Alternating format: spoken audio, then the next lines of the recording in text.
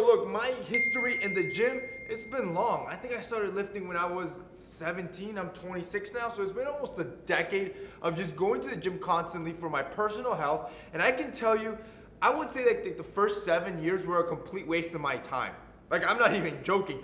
I did 7 years of mistakes, and today I'm gonna go over the 5 beginner mistakes that I made that impeded my growth, stagnated my strength, that I want you to avoid and to skip over so you can get right to the gains, so you can start putting on the muscle and the size that you want. If that sounds interesting, let's hop into it. Number 1, not focusing on diet. See, when you're just a young lad and you're starting out, you really think that the only way to pack on muscle is by putting on more weight. And this is where all the ego lifting happens. But what you fail to realize is that if you really want that healthy physique, that athletic body, what you consume is probably the most important. I would say like 80% of importance has to go into your diet, because your diet will not only reflect on your physique and how good you're gonna look, it's good for your health, for your mental state, for your confidence levels, for your energy drive, for your actual skin, for how good you look. What you consume, your body is a legit representation of what you consume,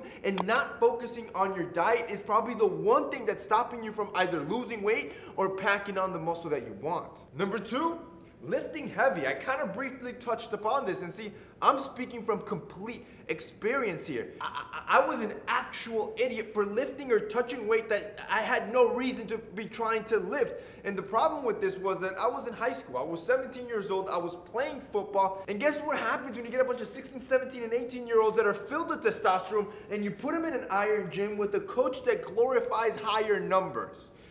You get me. Idiots.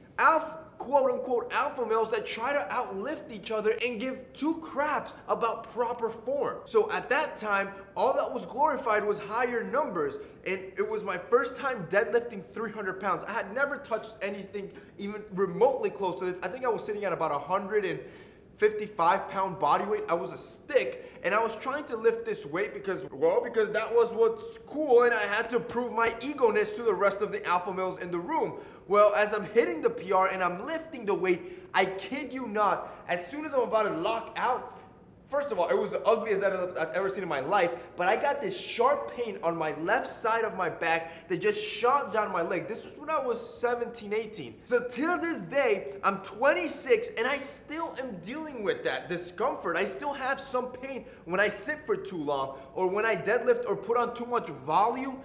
I feel that tightness. I'll go home and I'll roll on some OMAX to relieve some of that pain.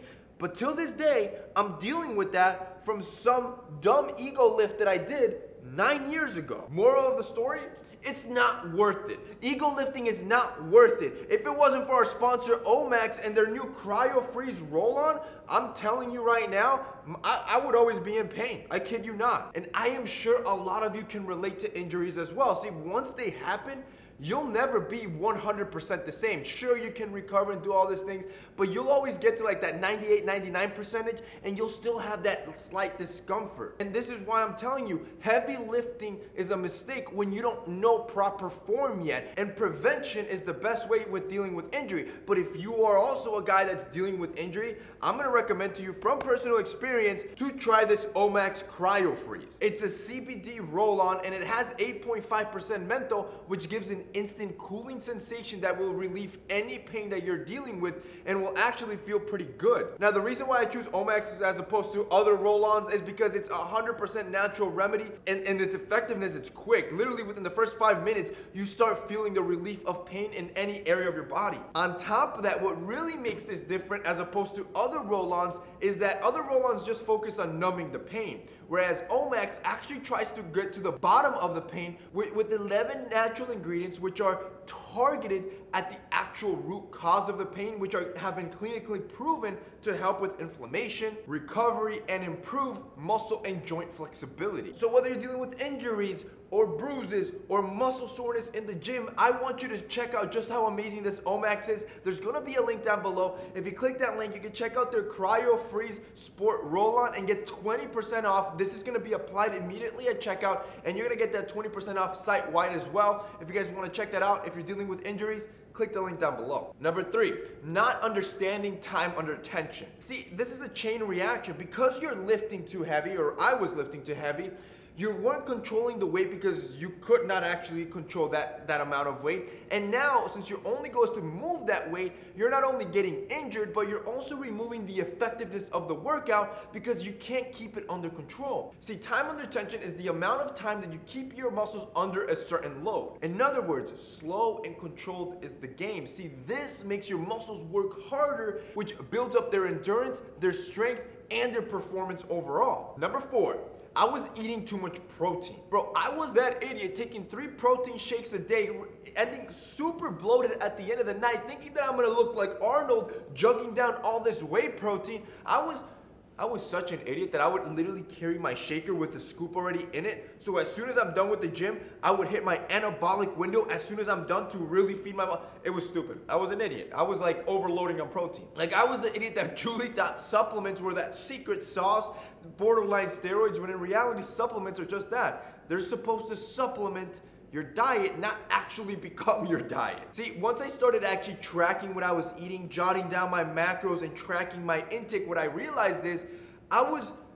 when I eat properly, I was intaking the right amount of protein I already needed from my actual diet, from my meats and from my food, and the whey protein was actually unnecessary. I only needed the whey protein on days that I was in a hurry, maybe I didn't have time to cook a meal. That's when the supplement would come in.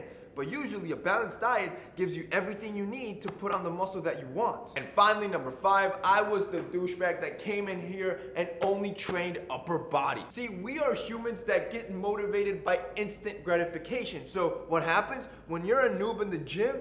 You like the sick pump that you get immediately when you hit upper body, and you like what you see in the mirror. And therefore, you get that instant gratification, and that's what motivates you to keep going. So what do? Since legs don't give you the pump that you want, you continue to just work upper body because that's what you see in the mirror, and that's what motivates you. But as we know, in anything in life, those that can delay gratification win, because those chicken legs that you have are just a weak foundation that are begging to be built. And once you start progressing in the gym, not only do you start getting an appreciation for coming in and hitting legs, you start realizing that when you build these quads, not only are you going to boost your body with testosterone, you're giving your body that balanced physique that you actually want. So while yes, the pump might not be as sick, once you start going up in weight with your squat and you start doing it properly, you'll be amazed by the muscle that you can pack on. And that's basically it for this week's video, guys. Those are 5 newbie mistakes that I made in the gym that I want you to just skip over and avoid so you can start making the gains that you want. If you guys liked this video and found it informative, don't forget to drop us a like down below. Also, boys, don't forget to check out our sponsor, OMAX. They're going to be linked down below as well. That's it for me today. See you next time.